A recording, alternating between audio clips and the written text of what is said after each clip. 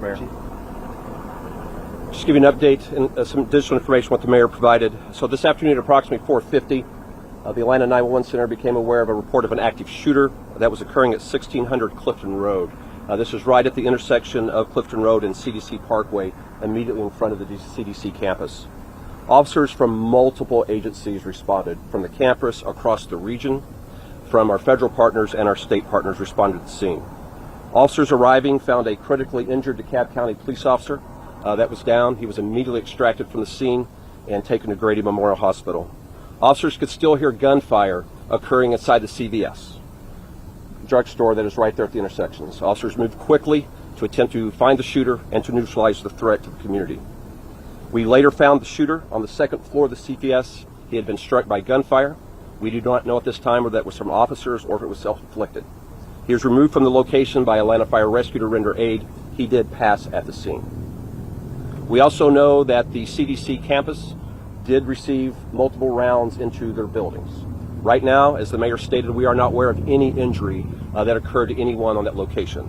4 other individuals did later arrive at the hospital. They were retreated for stress and anxiety symptoms. They were not injured in the shooting.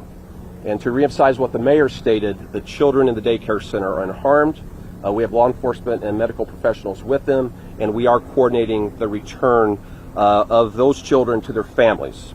We've already put this out. We want to reemphasize it. The CDC leadership is communicating this to all parents, but the reunification site is at the Clifton School, which is located at 1900 Starvine Way, Starvin Way in Decatur. And we want to again reassure all parents and loved ones that their children are okay. We do believe there was a single shooter, and we do believe that single shooter is deceased. Right now, the investigation is being conducted by the Atlanta Police Department's Complex Case Squad, by the GBI and the FBI in a joint investigation until we know more information as to what transpired.